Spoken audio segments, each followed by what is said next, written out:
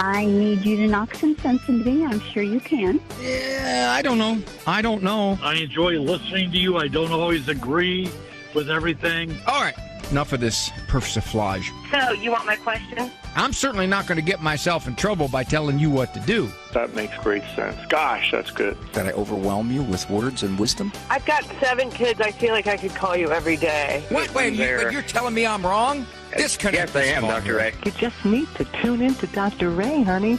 He's got all the answers. Am I right or am I right? Probably. Now, from the studios of Living Bread Radio Network in Canton, Ohio, the hometown of Mother Angelica, here's Dr. Ray. I am trained to read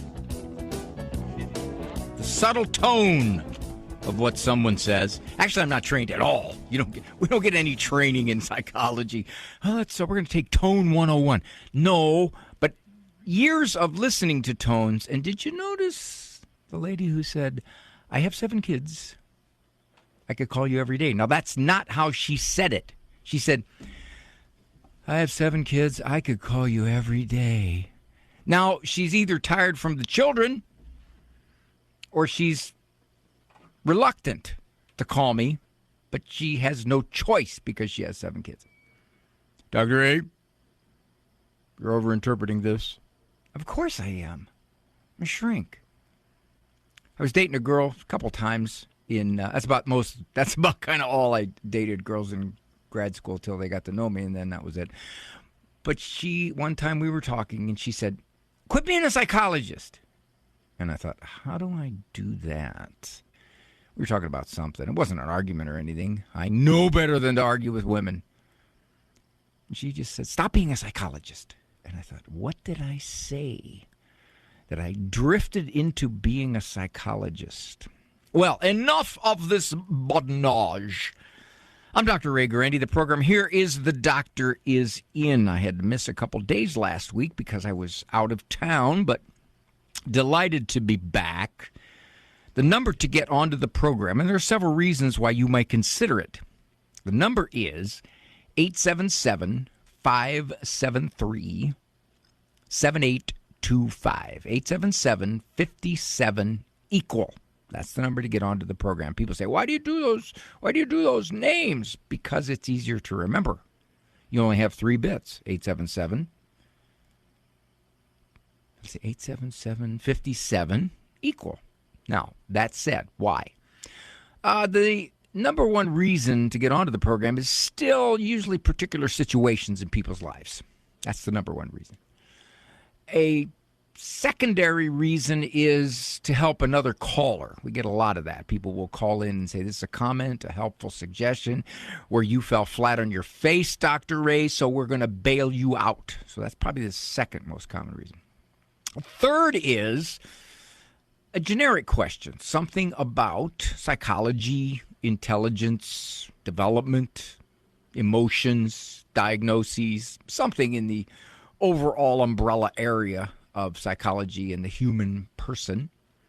And then there's a few things I've added in here. I like when people call in and offer a thoughtful insight about something they've done to improve their lives, something that worked for them with their kids or in interpersonal relations, anything like that. So that's very valuable.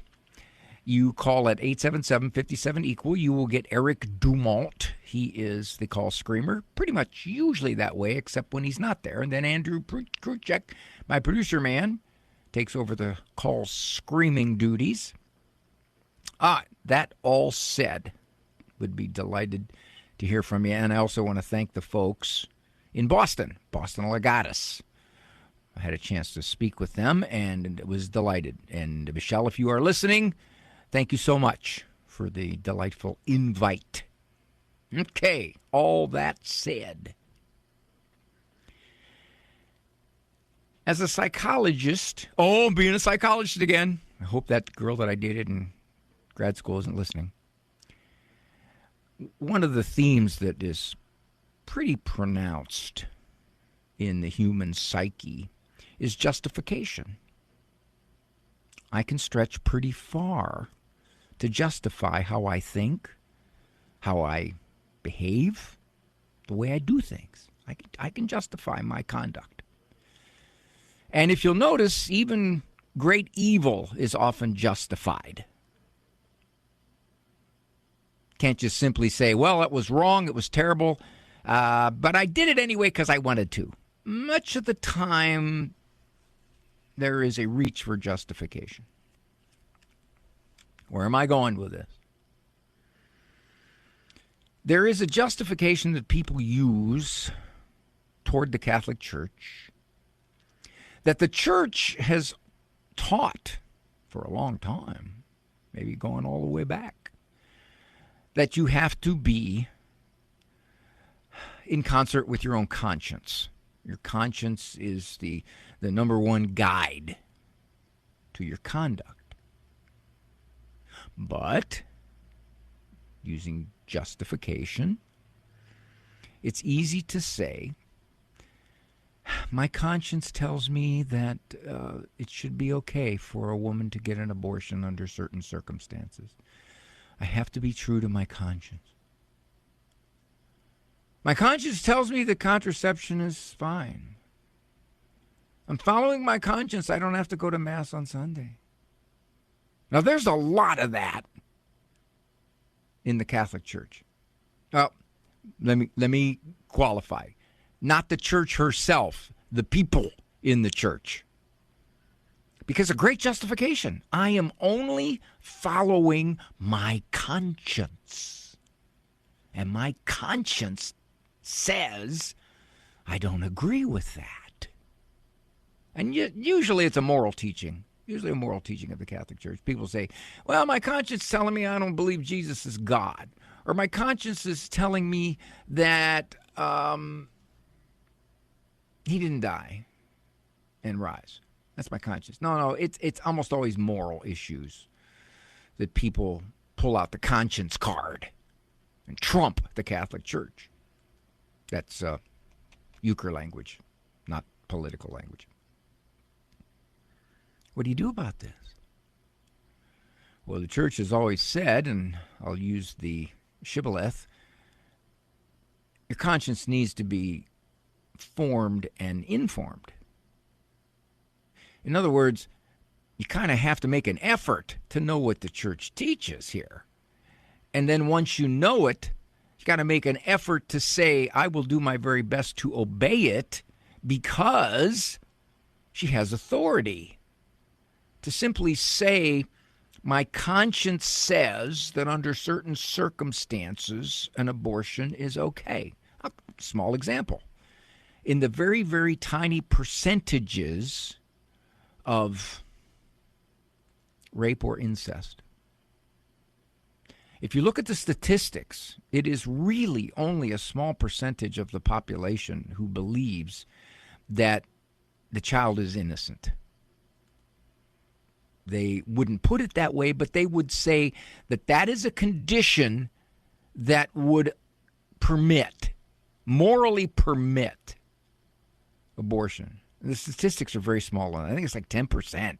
10% of those poll, 10 to 15%, somewhere down there. Now, you got to figure of that 10 or 15%, an awful lot of the 90 or 85% that think under those circumstances an abortion is okay have to be Catholics. So how do they justify it? Would they simply say, I don't agree with the church, I think the church's teaching is wrong on this, that that child is not a life if it happens under certain circumstances? Or would they say, no, my conscience just will not allow me to be pro-life under those circumstances? Many people use the old conscience teaching as a club. I become my own authority. A lot of folks are not sophisticated enough to pull the conscience card. They just simply say, I don't agree with that. But if they were somewhat theologically or catechetically or doctrinally sophisticated, they would say, well, I'm only following my conscience. And my conscience is pretty clear about this. My conscience tells me that I am not wrong if I get an abortion. Or I am not wrong if I contracept, or I am not wrong if I marry outside the church after being already married in a valid marriage. My conscience tells me this. It doesn't surprise me that so many people think that way because we need a justification. I've been fascinated by the lengths at which people will go to justify their conduct. Even in places where there have been, for example, mass murderings by governments. Well, there's justification. Those people are a threat to the reigning rulers. There's justifications. It's fascinating. Why do people need to justify? I think it says something about how they look at themselves. I'm not a bad person. I don't want to think of myself as a bad person. If you simply say, yeah, I'm just totally disobeying, and I personally believe that it is in fact wrong, but I don't care. I'm going to do what I want to do. I think those folks are generally outside the church, outside Christianity. It's the ones that are still inside it who are saying, my conscience is above the church. Now, in one sense, it is. The church has always taught that. Your conscience is the ultimate guide. But a huge qualification. You got to make every effort to form that conscience within the teaching of the church. I might disagree or not understand something the church teaches, but my conscience says she has authority. If Jesus is God, and if he left someone to talk in his name, who is that? And I think the overwhelming evidence is it's the Catholic Church, so therefore my conscience needs to be aligned with her. 877-573-7878. Oh, come on, Raymond. 877-573-7825. Certainly want to hear from you. I'm Dr. Ray. Ave Maria in the Afternoon is underwritten by the following nonprofit organization: Real Estate for Life. Buying or selling your home or business property? Real Estate for Life can connect you with one of 1,400 pro-life real estate agents around the world. When Real Estate for Life receives a referral fee, they donate 70% to Ave Maria Radio and Human Life International. More information at realestateforlife.org or 877-LIFE-US1. That's realestateforlife.org. The following program is brought to you in part by MyCatholicWill.com. Surveys show that more than half of Americans do not have a will. At MyCatholicWill.com, it takes as little as 15 minutes to write your will and secure a legacy of faith. MyCatholicWill.com is the exclusive online destination for creating a Catholic will. The process of writing a will is simple and now more accessible than ever. MyCatholicWill.com, a legacy of faith for those you love.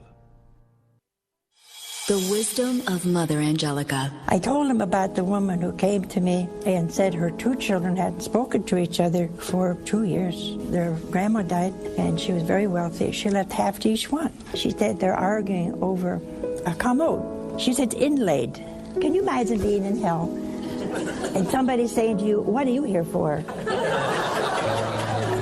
EWTN. Live truth. Live Catholic. This program is brought to you by the following nonprofit underwriter. Join Catholics at the Shore 2026, May 7th through the 9th at the beautiful Icona in Avalon, New Jersey.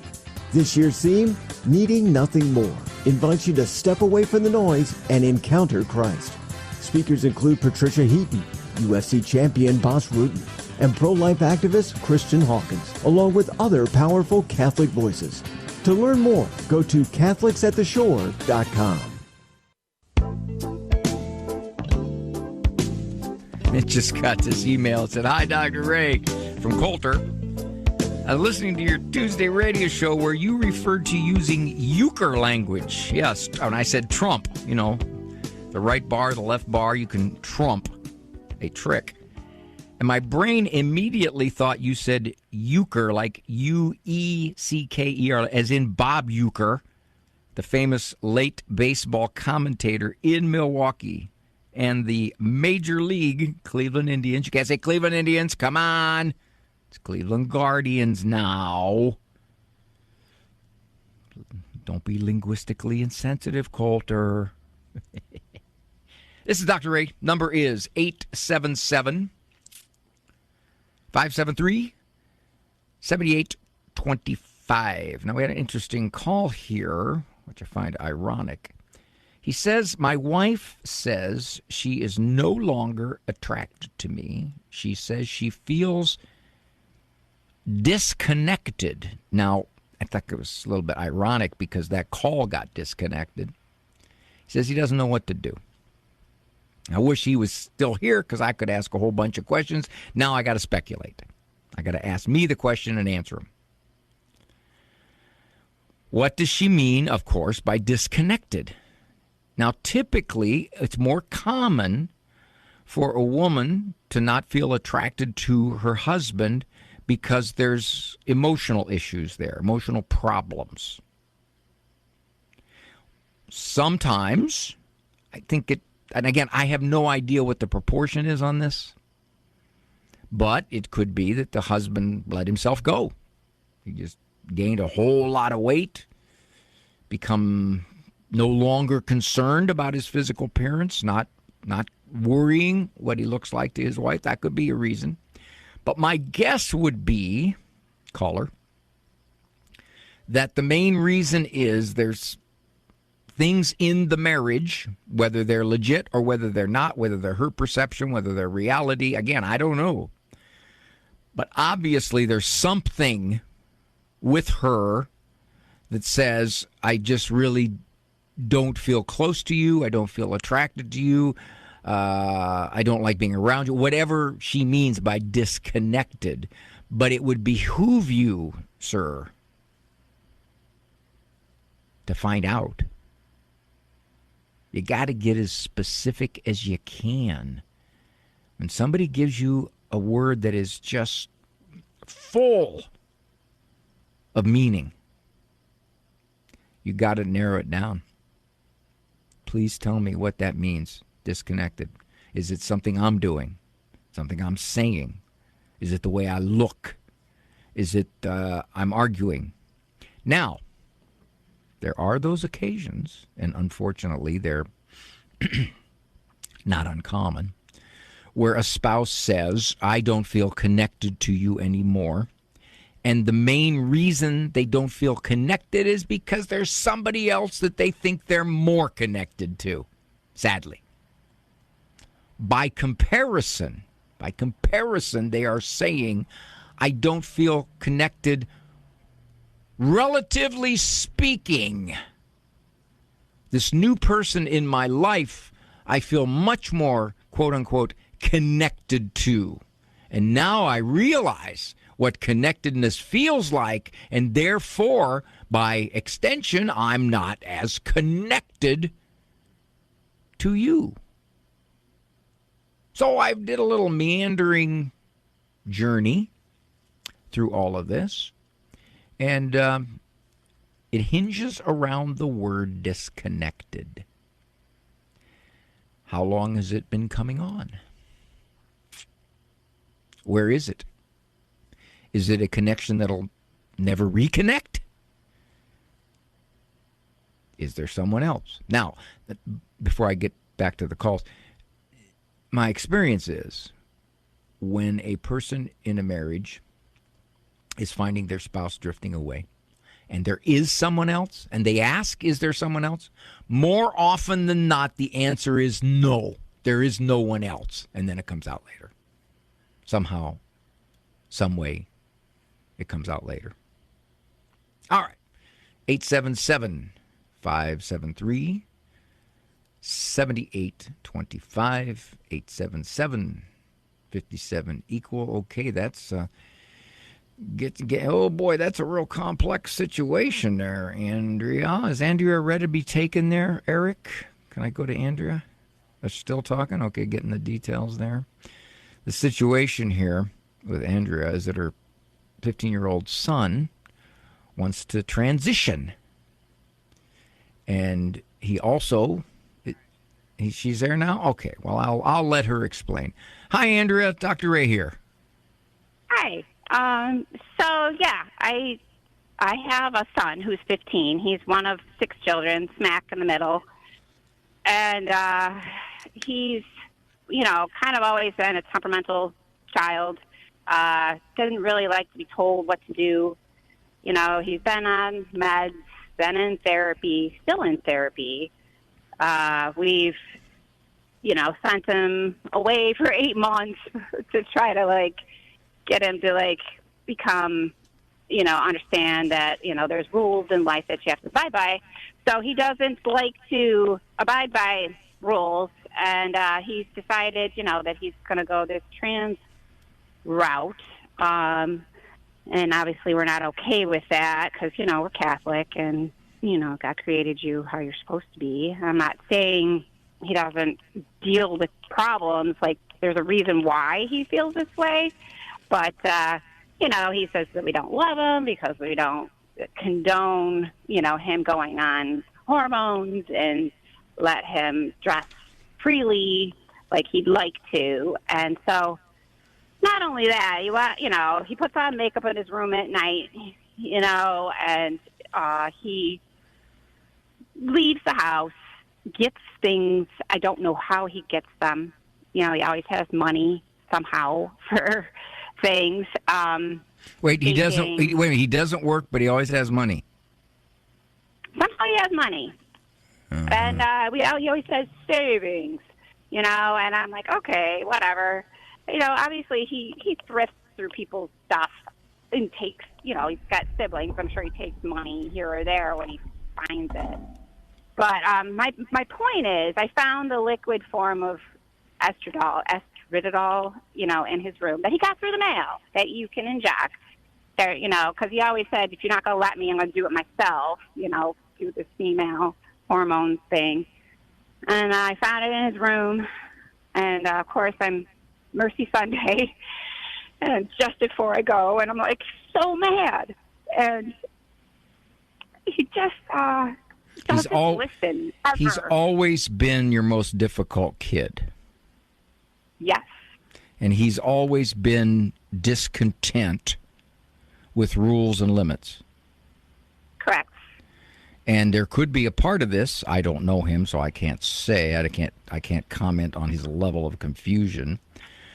But it may be that he thinks, as upset as I am, as depressed or anxious, whatever it is that he's discontent in his life about, that if he were to be able to trans, he would be just fine. Correct? Right. Okay. Yep. That's what he thinks. So, Andrea, what are you going to do about it? Well, that's the thing. He doesn't listen at all, ever. And so I deal with my own anger issues and pride. But, he strikes that chord in me that's just like, oh, my gosh. And are you married? I find this, yes. Where's your husband? Oh, he's there. He's in the mix with it all, What's he think? But I feel like I got a terrorist in my house that gets to do whatever he wants, whenever he wants. Well, you got a separate issue here. If your son is out of control, he is. Comes and goes as he pleases. You've already tried 8 months of some type of inpatient or outward bound type thing, and none of that has basically worked. And much of the time they don't. But given that, you kind of have to decide. You make a decision. You may say, independent of his gender confusion, I'm going to have to talk to the court about this because this kid's just out of control and he's totally disrupting our family. Stay there, Andrea. I got a few more things to throw at you. 877-573-7825. 877-57-EQUAL. That is the number to call. I'd like to hear from you.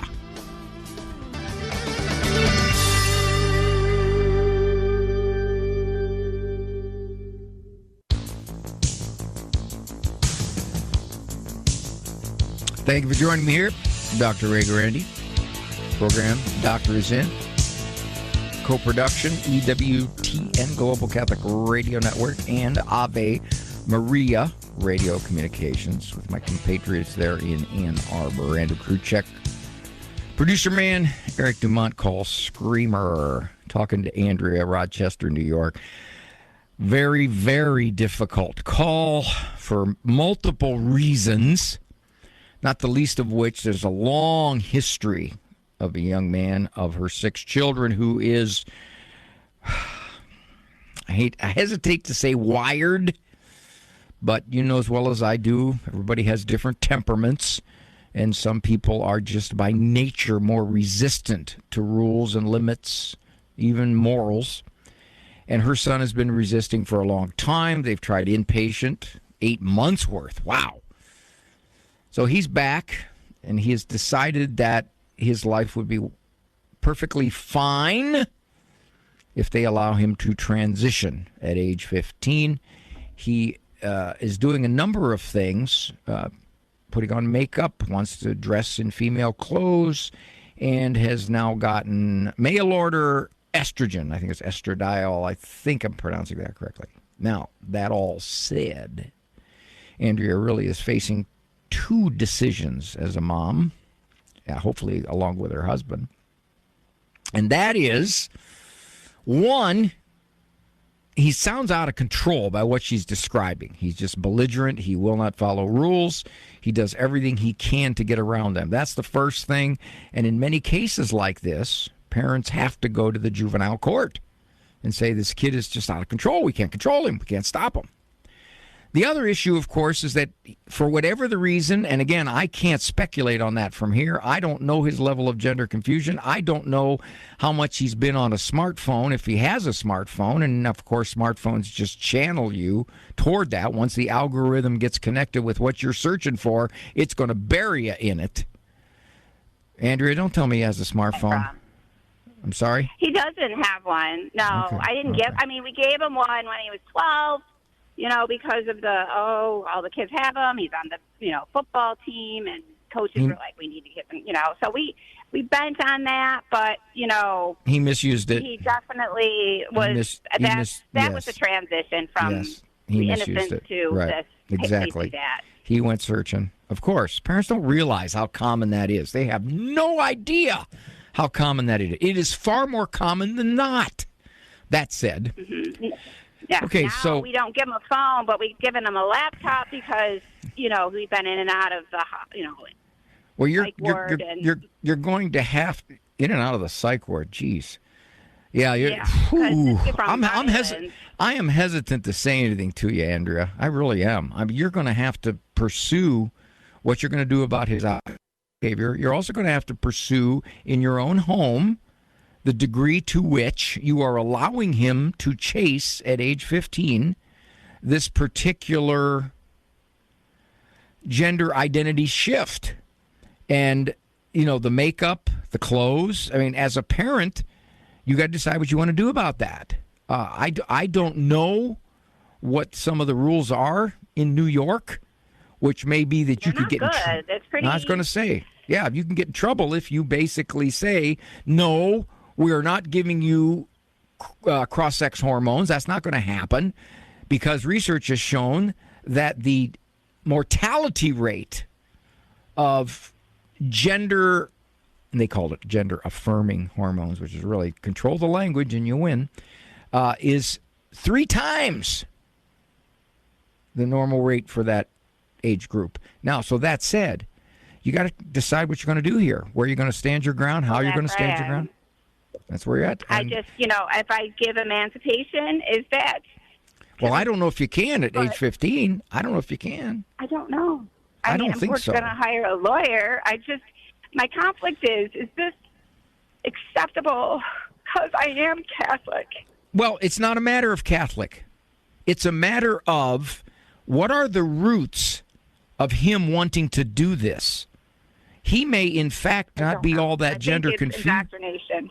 Well, that's it. He may, in fact, not be all that gender confused. There's heavy numbers of kids who have been shaped and indoctrinated, absolutely, and been told if you're discontent and miserable and anxious and depressed, then you may be in the wrong body. especially if you have certain attractions that maybe you fueled by going onto the internet and gotten them really juiced up.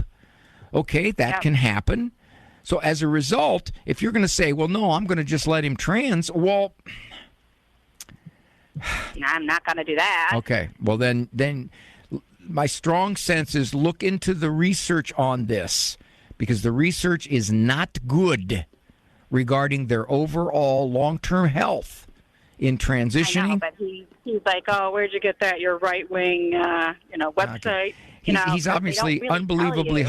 Andrea, I don't know your home situation. I don't know any of this stuff. So he's obviously unbelievably hostile and resistant, at least from what you're describing.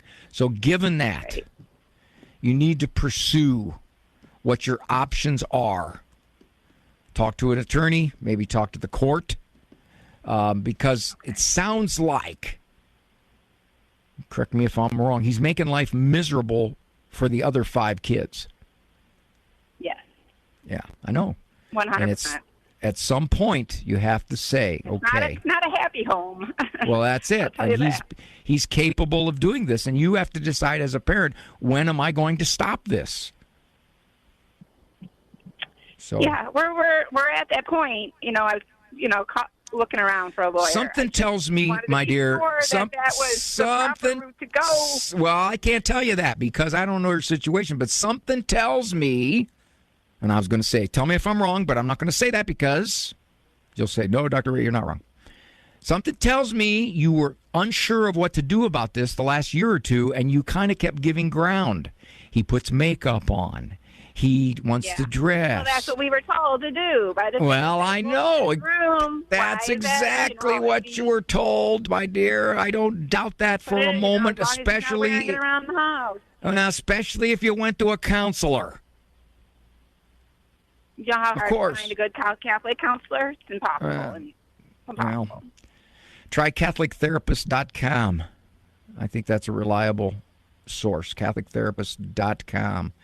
Yes, I see it. The counselors will say, yeah, your kid wants to do this. Go for it. Even though the research is piling up, that at this age, to pursue that is rife with all kinds of risks.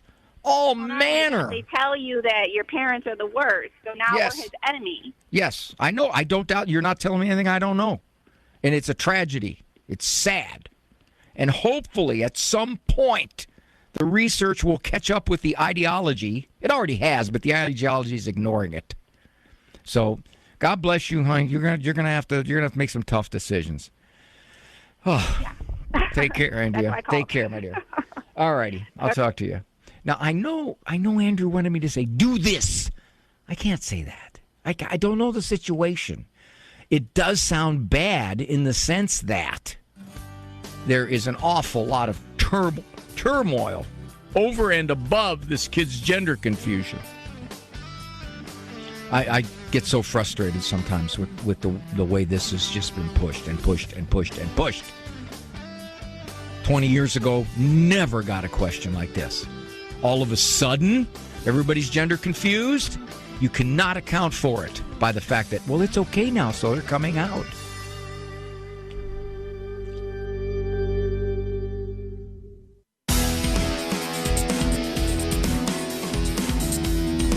This is Dr. Ray here, 877-573-7825, 877-57-EQUAL.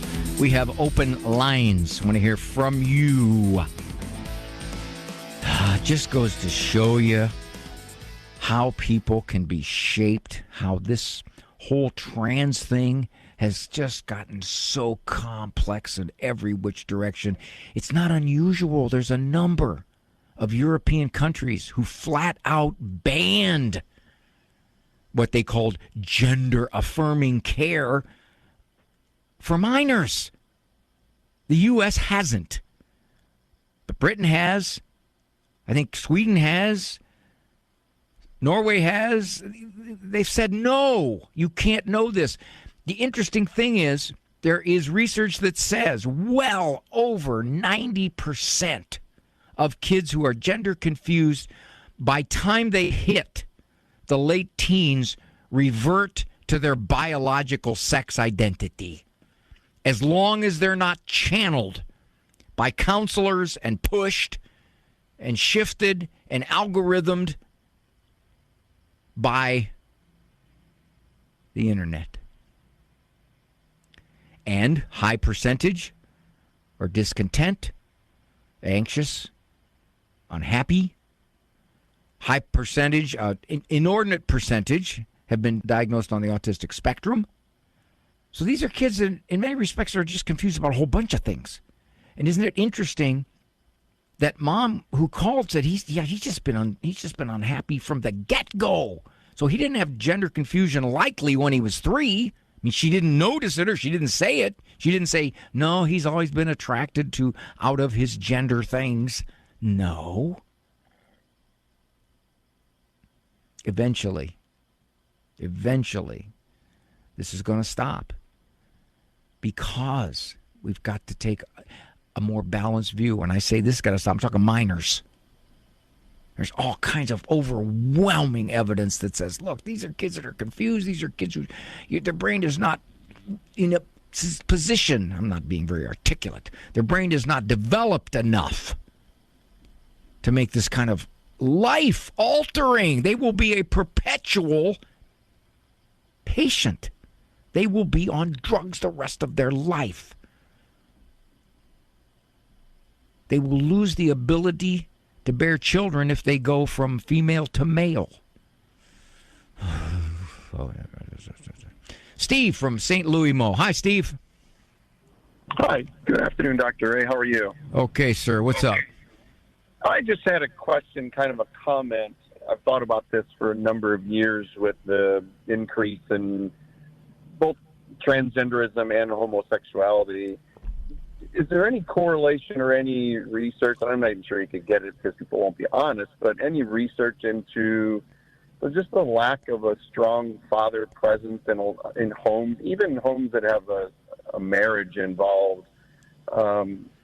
Just seems that without a strong father, you're setting either example of what a strong father looks like, or just being weak and allowing your child to do whatever you want to do because that's what the world has grown as, told us we should grow up as. Do you have any thoughts on that, or have you seen any research on that? Do you even think it's possible to get good research on something like that? There is research. There is also theories that talk about this. I know one particular gentleman who's written a whole book on it, and he talks about the absence of a strong father. And he's been shut down. He's since passed away, but he's been shut down by the intelligentsia and the dominant narrative. I think it could be even more indirect, Steve. For example, if you don't have a strong father in the home, strong, loving father, then you probably, more often than not, or more likely, have a difficult marriage or home life, and in that sense, more likely to have kids who are discontent, unhappy, behavioral problems, and in that sense, more likely then to latch on to the idea that I'm in the wrong body, and if I could just change my body, as the culture is telling me, and my peers are telling me, if I could just change my body, then I'll be happy. So it's all one big bollocks, is what I think it is. And I think the lack of strong fathers points straight to the family fracture, and that's what's probably the main causative factor. Yeah, that's kind of what I've been thinking. And I mean, it's certainly Satan's strong suit to try and attack the thing that works the best to keep people holy and pointed towards God. It just seems that you look at society today and the whole push for dads not being in the household, and those that are have to be weak-minded and weak physically as well, and not leaders any longer. It seems too much of a correlation to be ignored. So, but I think you're right. The person who wrote a book is going to be chastised and pointed out how they're wrong, and it's sad because we have generations now that will be affected by this and hurt by it. So many bad ideas now run our culture. And the interesting thing about that is how it actually can get traction. And in fact, view fathers as unnecessary, in the way, toxic, doofuses. I mean, it's relentless. It is. Look at any commercial. It's relentless. And we fortunately don't have regular TV, so I don't get to see too much of that. But. Well, not even regular TV, just streaming or anything, even movies, anything. And so because of that, it amazes me how bad ideas that are counter to reality, they're counter to millennia of human functioning, gain such a foothold so fast. Yeah, it has been fast. I mean, I just very from when I was in high school, which would have been a long time ago, but to not even really knowing anyone or seeing anyone that was homosexual to now all of a sudden, 30, 40 years later, I'm like, we now have people who want to be opposite sex of where they were born. Just it's sad. There was a time when transgender was a physiologically identifiable genetic problem, and it was much more common with boys. Well, now the whole transgender movement is much more common with girls wanting to be males. And the numbers exploded. So you're forced into saying, well, now that it's acceptable, we have more and more people feeling like they can come out. That does not account for the numbers. 10s, 20s, 30 times what it was. You see that in Hollywood stars where all of a sudden they have 2 or 3, not all of them, but there's been some which come out when they have 2 or 3 children that are of the relative same age that are transgender. It's like, that's statistically not possible. Right, it's not. And interestingly enough, too, I just saw a Hollywood star. She said this. Her son, at age 11, came to him and apologized because he was not gay. He was heterosexual, and he was attracted to women or girls. And he apologized. He apologized to her. And she made that observation. And sadly, tragically, this young man overdosed when he was 20. Oh gosh! So it kind of tells you, you don't know the situation, but you can wonder. And all that said, how discontent was this young man all through his teen years? Hey, thank you, Steve. I appreciate the call, buddy. Take good care. Bye-bye. This is Dr. Ray. I'll be right back. Do you own popular index mutual funds or ETFs? If so, you're automatically own shares of companies that conflict with your moral beliefs. Ave Maria mutual funds are managed to conform to pro-life and pro-family values. Long-term investors can invest in the no-load Ave Maria mutual funds. The experienced professional portfolio managers make decisions based on investment fundamentals and pro-life values. You can learn more about Ave Maria mutual funds today at 866 Ave Maria or visit AveMariaFunds.com. Announcing again our popular St. Paul Mediterranean cruise and pilgrimage, visiting over 10 biblical sites. You'll never read the New Testament the same again after exploring Athens, Ephesus, Corinth, Thessalonica, Philippi, Crete, and the Greek Isles, and much more. Mass at Mary's house. Our luxurious celebrity cruise liner awaits you. To learn more about your Ave Maria Radio trip, find the Ave Maria Radio Travel tab at AveMariaRadio.net. Maybe you've been hearing a lot about the need to make a spiritual communion while participating from home in a live-streamed or broadcast Mass. Maybe you've even prayed the prayer of spiritual communion. Spiritual communion is a concept that goes all the way back to the 4th century. It flourished in the Eastern Church and gradually moved west. Spiritual communion stresses the transcendence of God, where we unite our desires, intentions, and loves with the holy sacrifice of the Mass and the consecration of the Eucharist at the altar. Jesus, I embrace you and unite myself wholly to you. Underwritten in part by the following nonprofit. Do you feel as though life is flying past you? Are you desperate for a way to find moments of peace and quiet? Lord, Teach Me to Pray, the free Ignatian prayer series, will open your heart to His voice, to the peace you are seeking and the only love that fulfills the human heart, Jesus. God is calling you to true joy, knowing Jesus personally. Lord Teach Me to Pray is free. Go to LordTeachMeToPray.com, click on the red box, order the Lord Teach Me to Pray series now. Go to LordTeachMeToPray.com.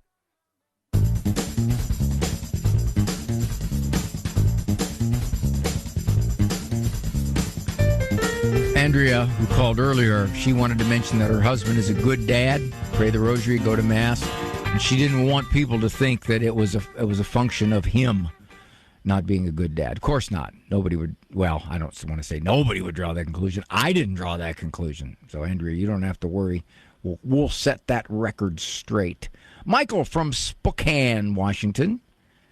Hello, Michael. Hello, Dr. Ray. Happy Easter season. Happy Divine Mercy Sunday.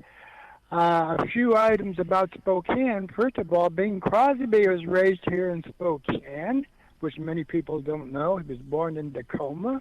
His house is here in Spokane. Another thing, there is a surge of new Catholics coming into the church, and we can't overlook that. Here at Lourdes Cathedral, we had 80 people come in as new Catholics Saturday night Easter Vigil. So there are some positive things that are happening. And, it's easy to rationalize any situation to fit our situation, be it abortion or our personal lives. And this is where humility is the key to our lives in any situation. Confession, admit we are wrong at some point. Well, you're talking to a guy, Michael, that was 9-time champion of the Catholic Humility Award. Did you know that? I didn't know. Oh yeah. Dr. I crushed the competition. They tried to be as humble as me, but they were not even close. I love it. No, absolutely. I never collected the trophy because that wouldn't be humble. They came in and tried to collect the trophy. They immediately lost it. You got to get that trophy. You got to get that trophy, Dr. All right. Michael, you're right. Humility is essentially saying there are people who know a lot more about this than I, and especially the church, if she speaks for our Lord. Michael, thank you. Thank you. Appreciate it, sir. Lucy has a son who stopped growing at age 13. How tall is he now, Lucy? Hi. He is about 4'10". Ooh. Well, you might want to go to the doctor, and you might not want to wait for his permission. Oh, no, we went to the doctor. He heard it. We went to an endocrinologist, and they said he was done growing. His growth plates were closed. So his life is basketball, and that's it.